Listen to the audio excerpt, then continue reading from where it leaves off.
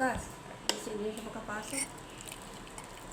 Ano yata yan sa school nila eh, pag taga-isla. Accepted yung ganun. Buti na, may consideration.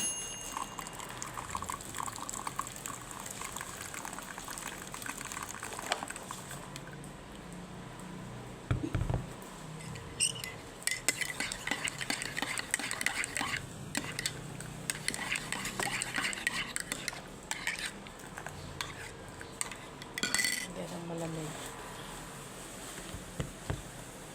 Ano, lasa pagka malamig. Sobrang init kasi. Ang tagal matapos.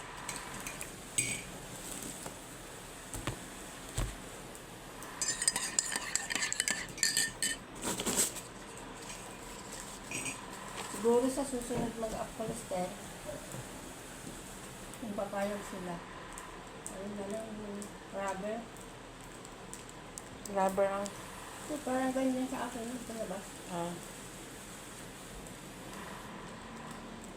Papayag. Yung kumukontra si Sir. Ito yung ano mo. Ano eh, kita mo yung may puti dyan sa may pintuan. Sa may ano mo sa dami yan, dati sa gilid. Yung pagdating niya, galing yung buhol. Nilagay din pa, yung sprayan ng alcohol. Hindi, kumalat na tuloy. Yung ano ko naman yan,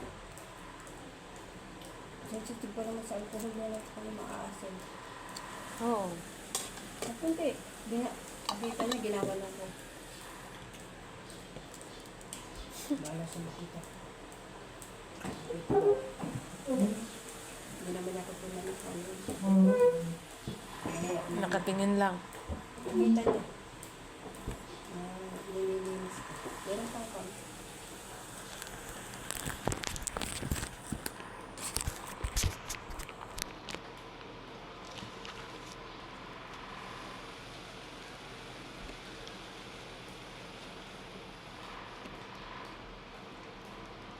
Binibiling ko naman sa kanila eh. Sabi ko, huwag kayong maglagay ng basa sa mga kahoy. At saka alcohol dito sa mga kahoy. Kasi nakabarnish yan. Buti yan eh. Yung sa kahoy naman kung basa, namuti na yung kahoy, nanantsahan pa yung damit.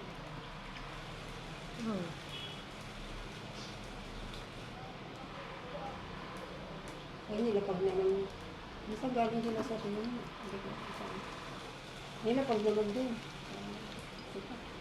Yung basa.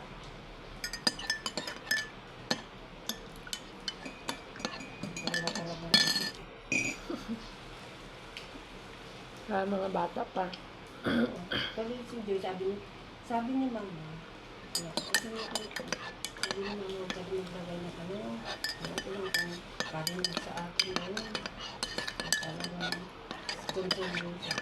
Huwag ka rin maglagay ng basa dyan at alcohol, natuluan ng alcohol. Mamuti. Pero nandiyan na.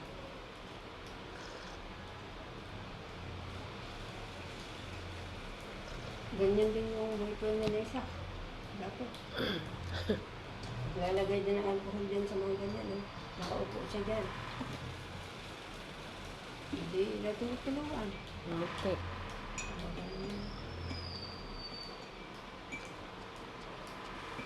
Sabi ko ganito na talaga ng generation siguro.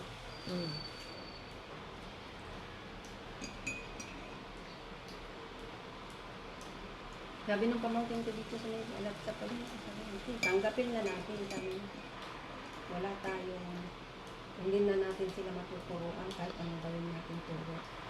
Kung ano yung naisip nila yun na, siguro isipin na lang natin na ano, na yun na yun ang generation na yun. Para hindi ka mahirapan. Sabi ganyan din ako.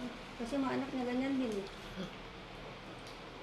Kahit sabihan mo daw, naku, auntie, kung makita mo lang ang drawer, damit. Sige, pumunta ka sa bahay, tingnan mo din sa akin. Sabi ko, sige. Ganyan din sila, auntie. Ayaw nila magpapasok sa kwarto-kwarto nila. Kasi nga, Ayaw masita. Magulo. Magulo na sila.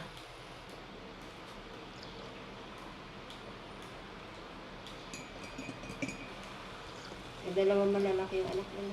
Nakasawa na yung isa. Sa Canada na. Yung dalawa na lang nandyan. Ganyan sa akin. Ang hirap. Alam ba po yung mga dress siya, malinis. Bihira na lang yun. Kung sa mga 50, may isa siguro. Sa 50 tao, isa siguro ayos. Jimmy kayo yung ano. Buraka din. Ganyan talaga. Pagdating ni Tricia galing sa boarding house, Pet. yaw-yaw. May tao bang nakatira dito? Ganyan, ganyan. Yung Jinky na alibadbaran. Ayaw ng ingay. Alis. Alis. At meron isa sa kanila na maayos. Kaya natutuwa yung tatay nila pag umuwi yan. Kasi naglilinis, naglalaban ng damit ni Eden. Kasi kung dalawa yun Wala na. yung mga pamangkin ko sa probinsya. Stress na yung tatay nila. Apat yung ganun. Kasi nandun ako lahat. Yun ang mali din tayo. Alam mo, yung mali-late sila kasi gusto natin parang nanay, minsan nasa nanay din nata, magulang. Kasi nga nag-aaral sila. So tayo ang gumagawa para sa kanila. Kaya, Dapat nung talaga- nag-aral, Wala mo silang oras kasi paliguan pa. pakutsi din sila. So alam ko parang kasalanan din yung natin. Meron tayong contribution doon sa ugali nila. Parang nasanay na ganun. Tama.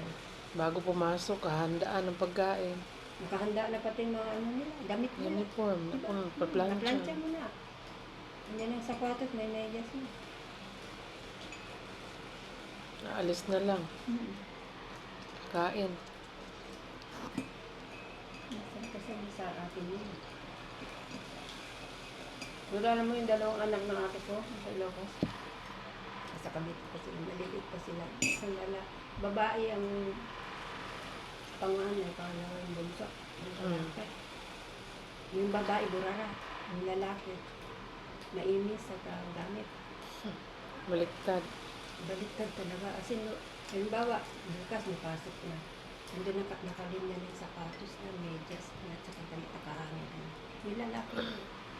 Yung babae, saka lang daw siya magpaano, pagka nandyan na, oras na ng ligo. Ay, damit ko nga ganyan. Eh, siyempre ang ate ko, inaano din niya yung parang, ayaw din niyang, Maliit. hindi, ayaw din niya ng, ano yun ba, na bigay lahat. Kasi, tignan mo yung kapatid mo, naayos na ikaw. Yung ganun.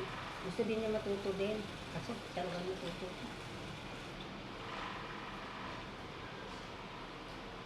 Yung sa Ilocos ka, sabi ko sa'yo, 4 yun. Ganun lahat. Pag gusto yata eh. Pag gustong matuto, nakikinig. Kaya, sabi ko, ano ba ito mga batang ito? Paano kasi nanay niya, ganun.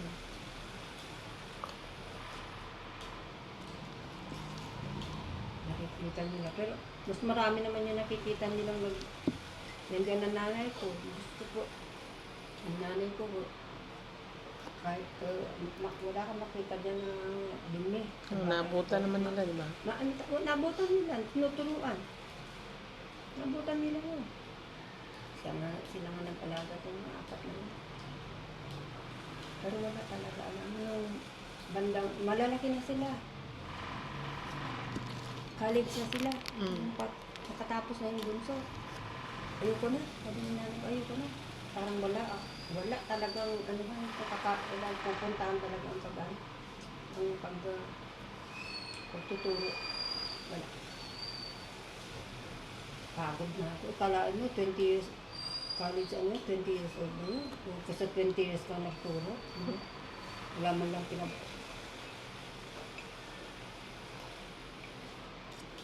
Oo lang ng oo, pag tinruan. Wala. Wala mo, sabihan ng trabaho. Alas 2 ang duty niya. Kasi pharmacist yun. 1:30 nasa bahay pa. Hmm.